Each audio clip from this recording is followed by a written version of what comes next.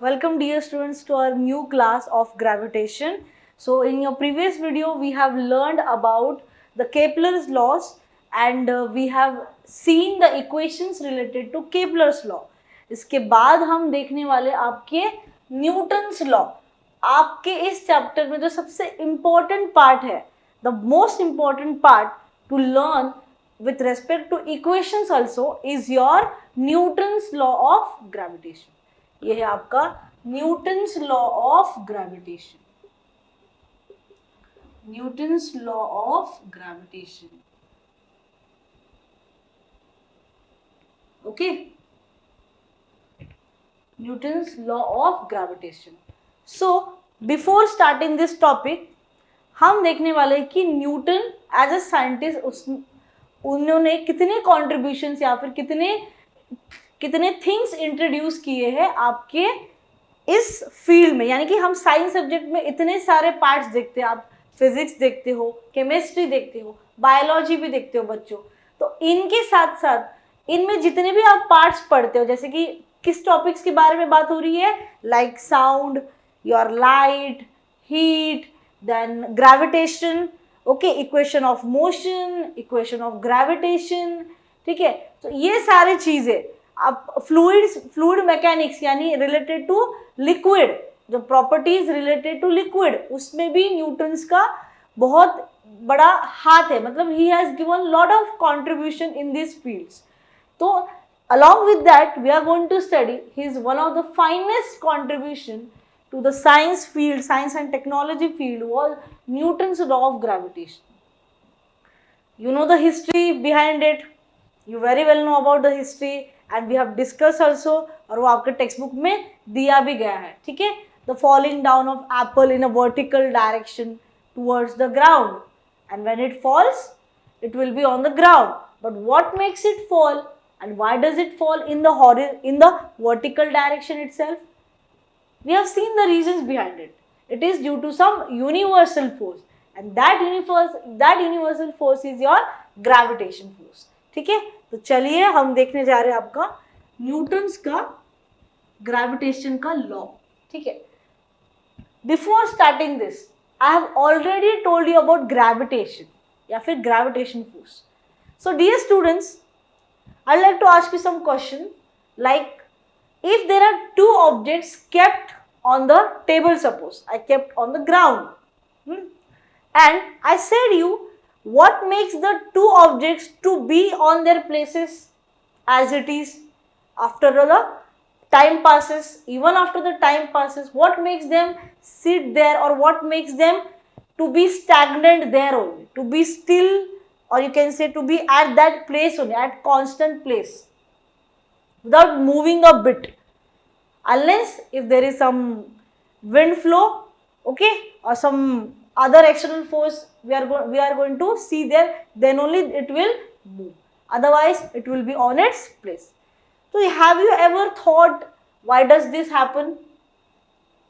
So your first thing that you should be always you can always recall about it, so that it is very important to study the motion.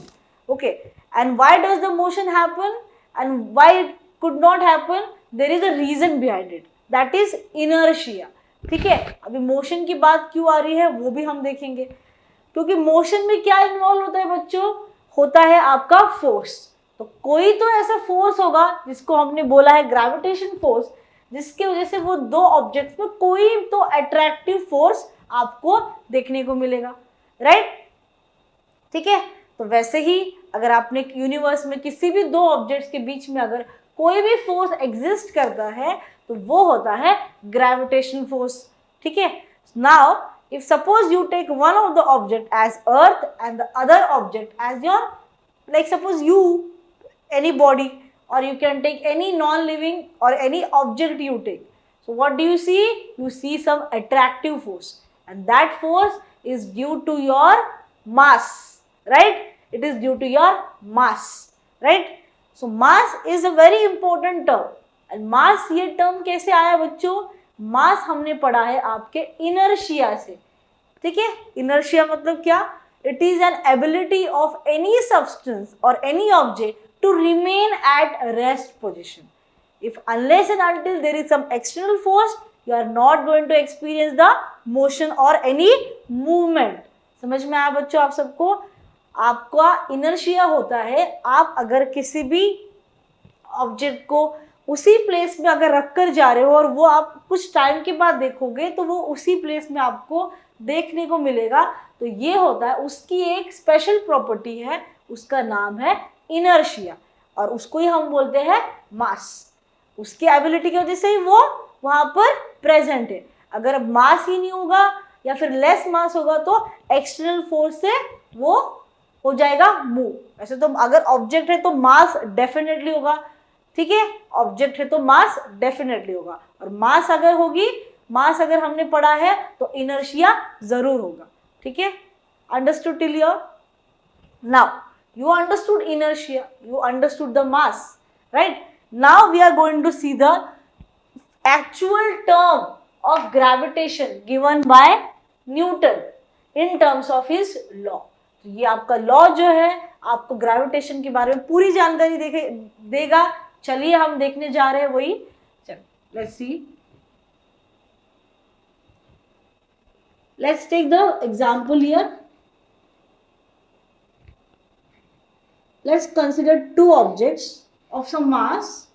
It can be equal or it can be different.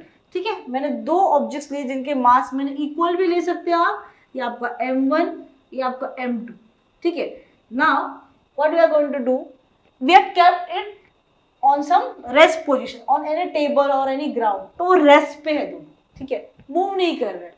तो देखिए बच्चों, ये जो object है, चाहे वो बड़ा हो या फिर ये mass m1, you can take same, यानी ऐसे ले सकते हैं mass, you can take both the mass same. तो this object will exert some attractive force on the other object if it is near to each, okay. ये कुछ ही distance पे अगर उससे कुछ ही दूरी पर है उससे, तो ये ऑब्जेक्ट इस ऑब्जेक्ट पे कोई अट्रैक्टिव फोर्स लगा रहा है, ठीक है। तो अगर ये लगा सकता है, इसके पास मास है इसकी वजह से, तो ये भी ऑब्जेक्ट लगाएगा इस पर अट्रैक्टिव फोर्स, अट्रैक्ट करे, वो उसी जगह पर है, इतने ही डिस्टेंस पे है वो, मतलब कि वो उनके बीच में अट्रैक्टिव फोर्स है, ना वो ज्यादा दूर जा रहे हैं ना वो नजदीक आ रहे हैं, बस जहां थे वो उन दोनों एक दूसरे पर अट्रैक्टिव फोर्स एक्सर्ट कर रहे हैं, ठीक है। अब समझो मैंने इन दोनों ऑब्जेक्ट्स के बीच में का ये डिस्टेंस लिया, ये हो गया आपका d distance. Now how you can define this term small d और the inter distance? How you can define?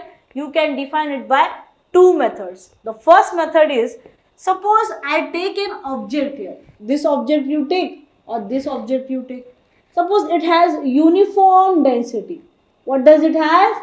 It has uniform density. Uniform density मतलब जितने भी पार्टिकल्स है इसके उस ऑब्जेक्ट में, वो सब कुछ स्पेस में या कुछ वॉल्यूम में, ठीक है, वो पूरी तरीके से यूनिफॉर्मली डिस्ट्रीब्यूटेड है, यानी कि उसका एक प्रॉपर शेप होगा।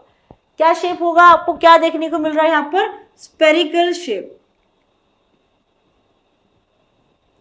Because of this uniform distribution of the mass, यानी कि उस डिस्ट्रीब्यूशन ऑफ मास की वजह से आपको एक प्रॉपर शेप दिखेगा, ठीक है, जहां हम देख रहे हैं आपका स्पेरिकल शेप। सो इस शेप की वजह से आपका जो बॉडी होगा या जो आपका ऑब्जेक्ट होगा ना, वो होगा with uniform density. It will possess some uniform density, and with this uniform density if I want to take the distance between two objects, ये भी यूनिफॉर्म डेंसिटी का है, ठीक है, मतलब हर जगह पे पार्टिकल प्रेजेंट है और यूनिफॉर्मली, ऐसा नहीं कि कहीं पे ज्यादा कहीं पे कम, शेपलेस नहीं बनेगा वो, यानी कि ऐसे अगर आपने लिया ऐसे कुछ, तो यहाँ ज्यादा यहाँ कम, ऐसे नहीं, it is like uniformly distributed, ठीक है, कोई भी ले सकता है।